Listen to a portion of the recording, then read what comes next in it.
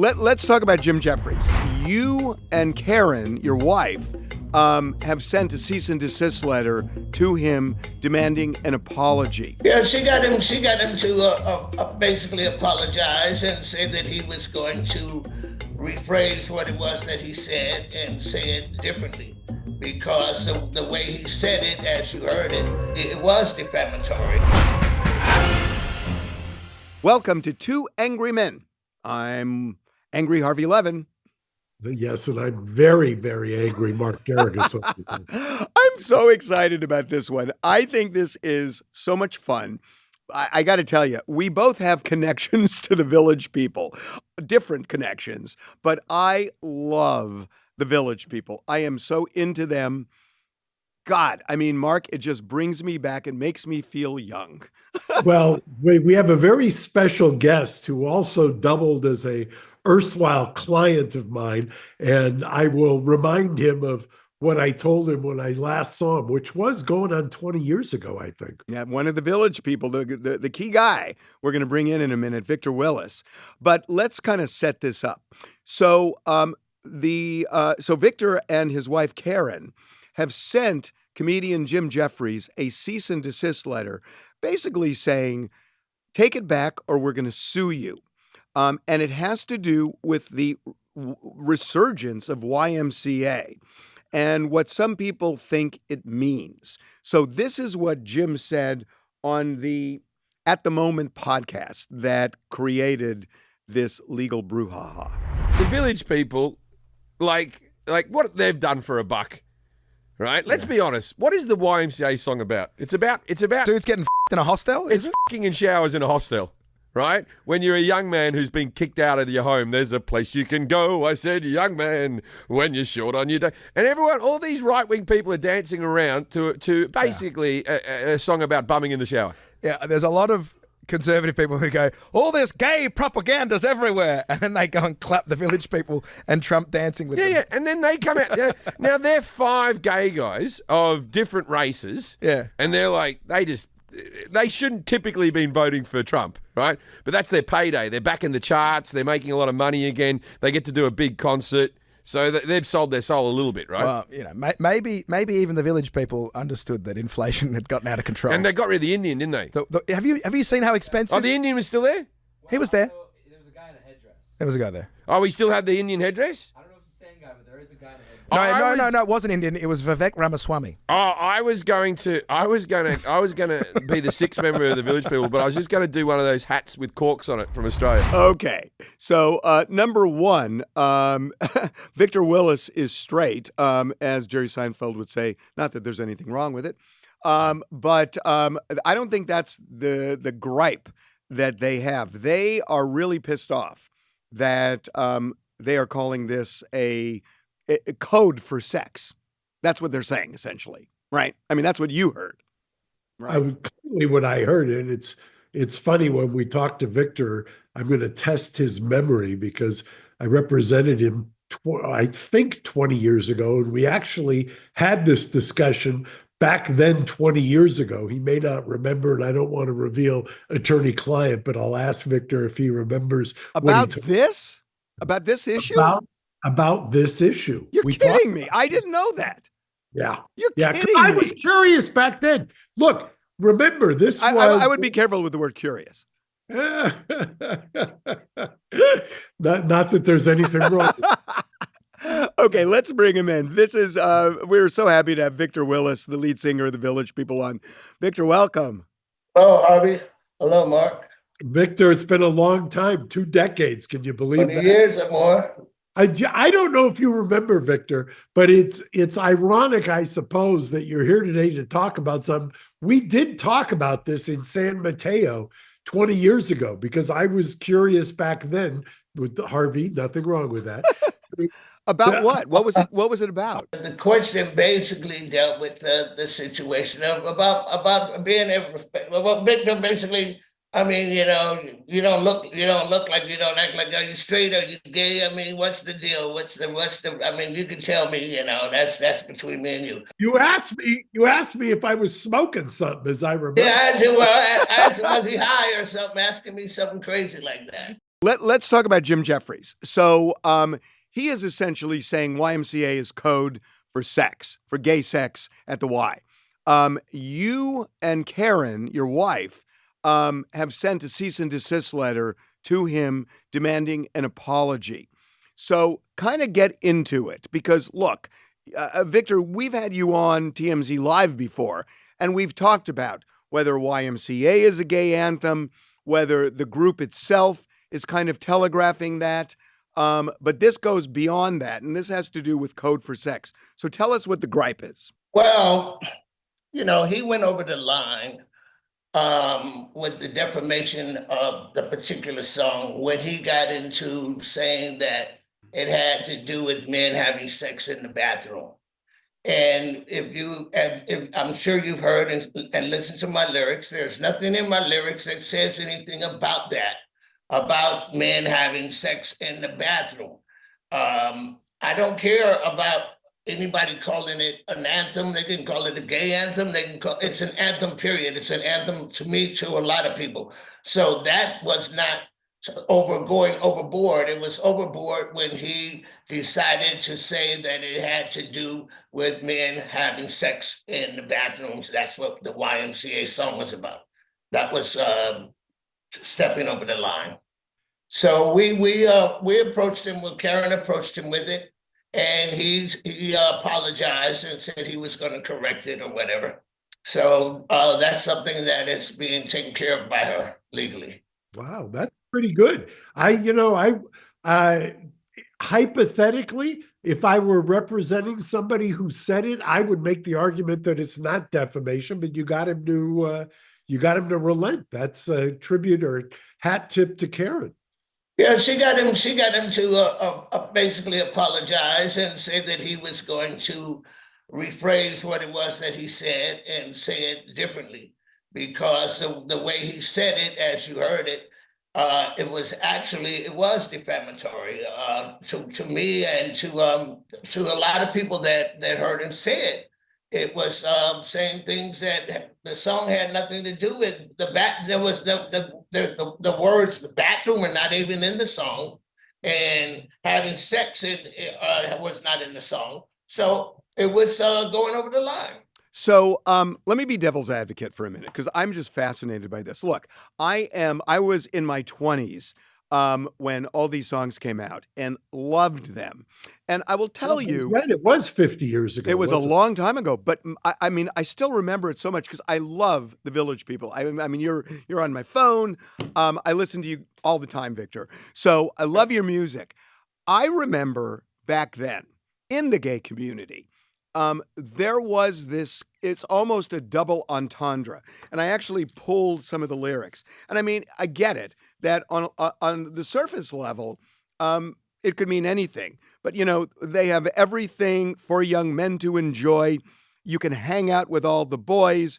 You can do whatever you feel. There were a lot of people who kind of winked at that and said, yeah, they're kind of talking to two groups here.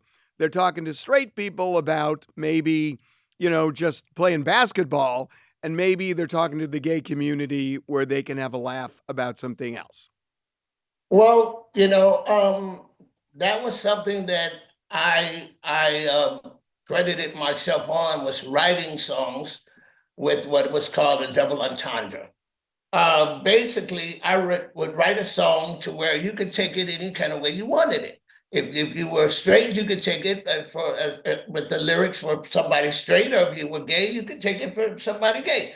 Because of the difference in my lifestyle and Jacques, that was something that he and I discussed, was that when I would write the songs, rather than saying basically about he or she, I would just say someone. When I see someone that I like, I wouldn't say when I see this girl I like, or I didn't say when I see this guy I like. I'd say when you see someone that you like. That was on I'm a Cruiser. So a lot of the songs were written, particularly written so that they would satisfy him in his lifestyle and would satisfy me in my lifestyle. And I'm saying to write a song to where it could be taken by whoever wanted to take it to fit them, to fit their lifestyle. Well, I have a question for you. what did you make of when this became kind of the Trump anthem? And did you ever see that coming? No, not really. At first, it was kind of strange.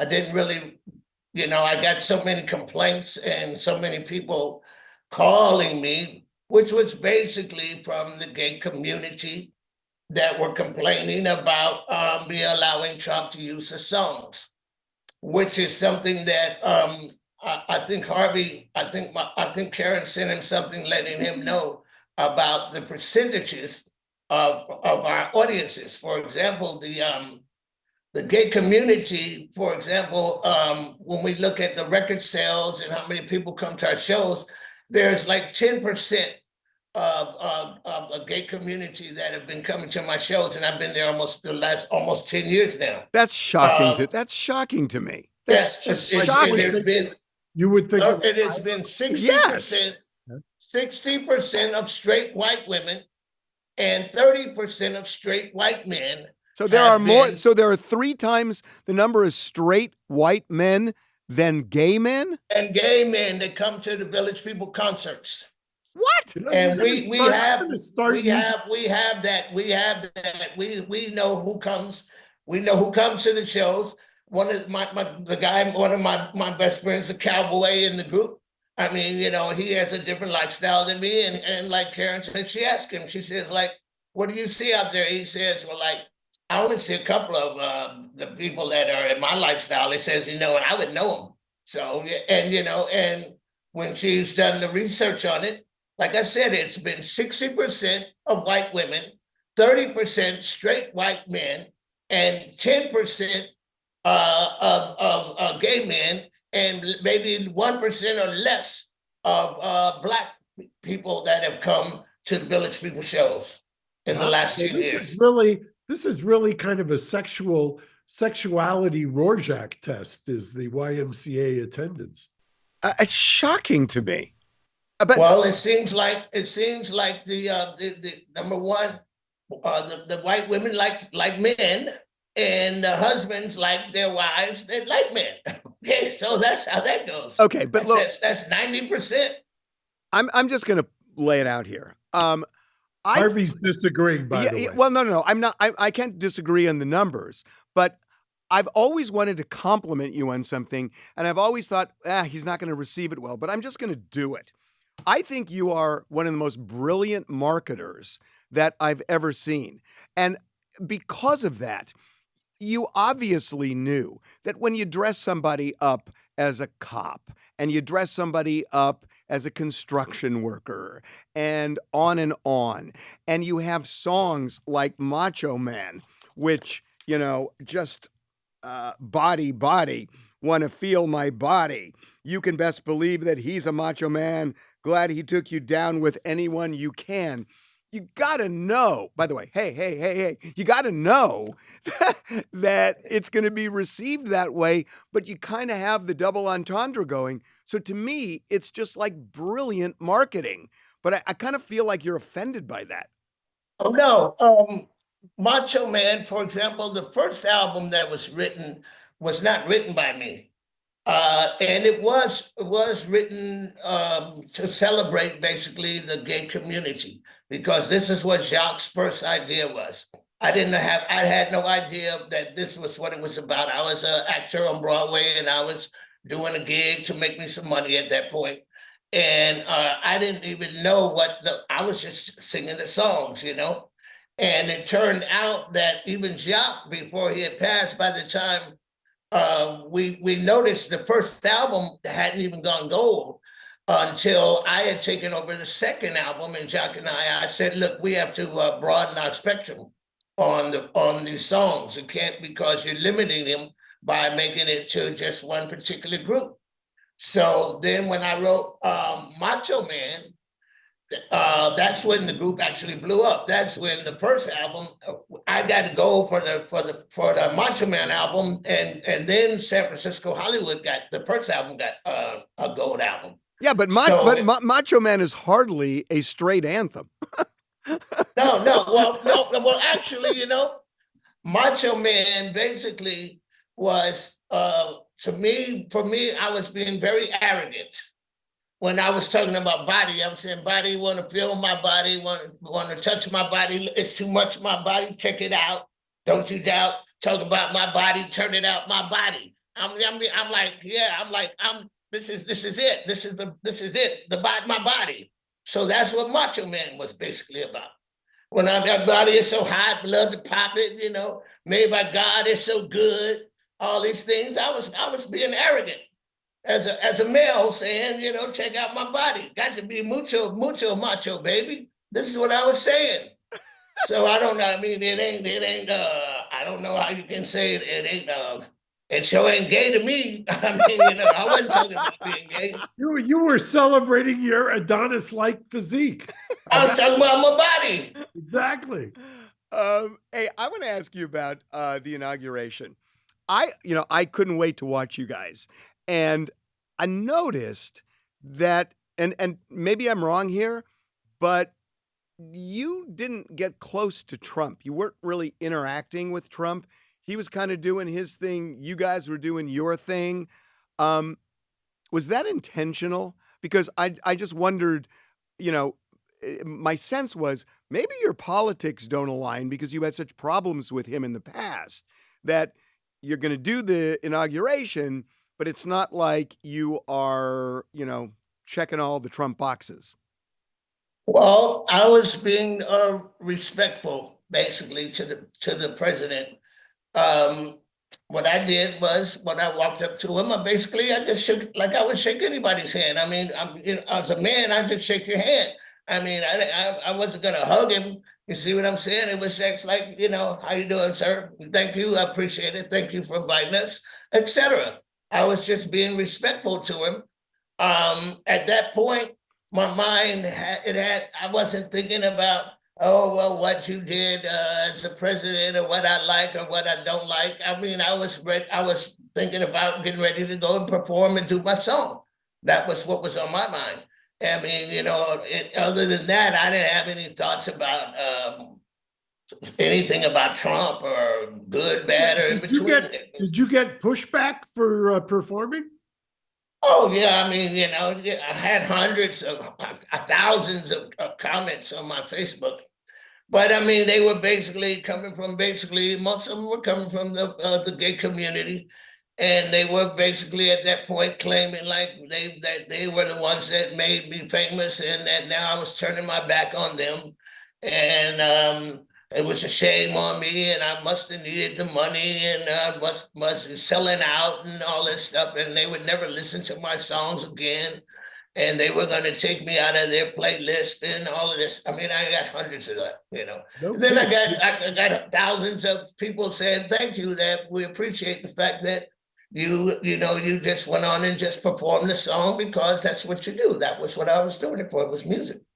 And do you think that you guys are more popular now or back in the day?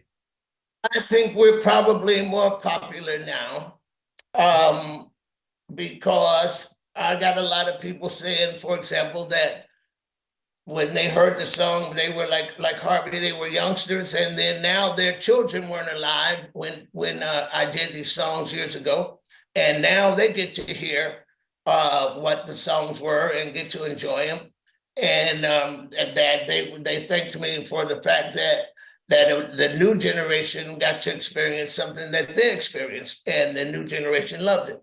What was the turnaround? Because there was a period when Trump was running, when you guys were firing off cease and desist letters saying, "Don't do my song at your rallies," and you then turned around and kind of embraced it all and performed at the inauguration. So, what was the shift? What caused that? Well, in the beginning, it was like I said, there were Karen would get all these emails and messages and texts, from fans. And I mean, there was just thousands and thousands of them. And it was bombarding her. And she was, even talking her to sleep about people just confronting her with letting Trump play our music. So then we were like sitting and looking at one of the rallies one day, and I noticed that he genuinely liked the song. And so I said, whatever, however you look at it, it seems like he really enjoys the song. And I said, and it seems like the American people are having so much fun each time he plays it. Everybody seems to enjoy it.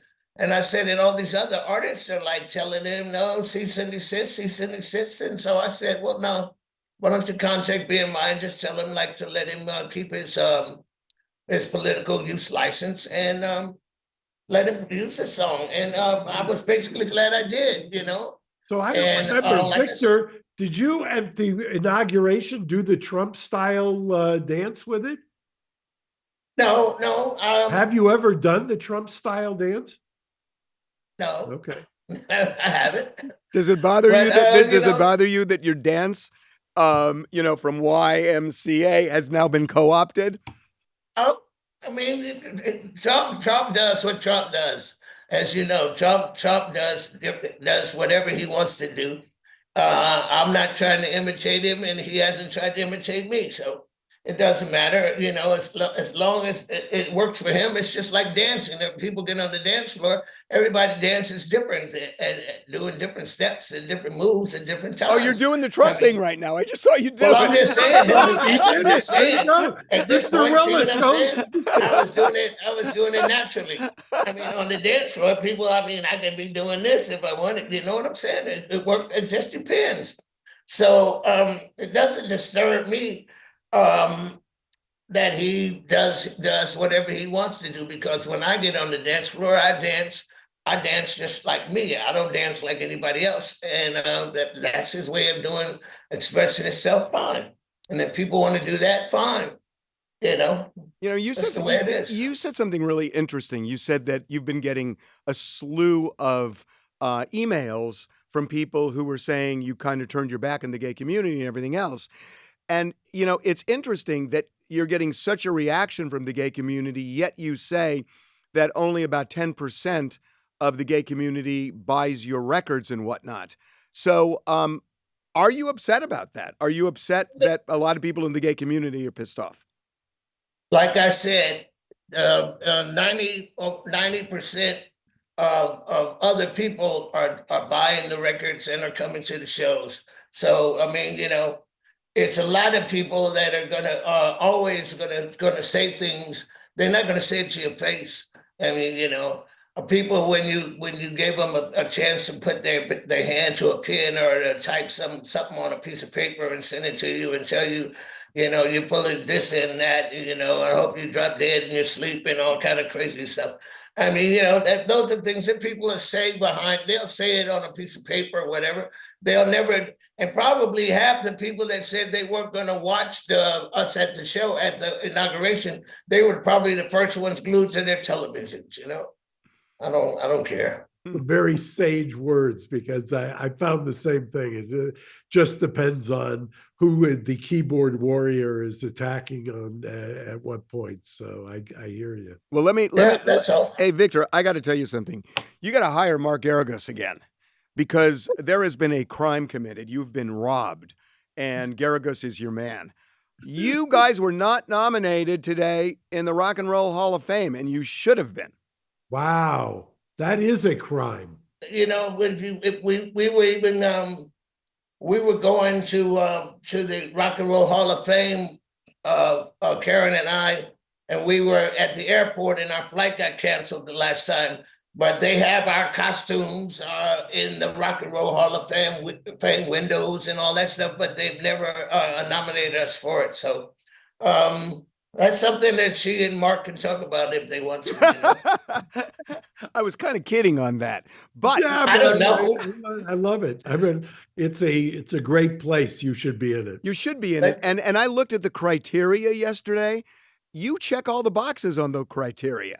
That it's, songs that wear well, had an influence on other artists. Mick Jagger wrote a song by being inspired by you guys. So you check all those boxes.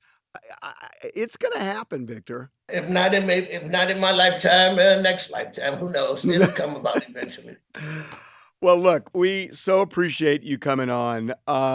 And just personally, I just got to tell you, you guys have given me so much pleasure listening to your songs over the years. And they age as well as any songs that I have in my phone. And I have a lot of songs. So thank you. Yeah, Victor, and it's great seeing you. And I couldn't be prouder personally of what you've done. So thank you, sir.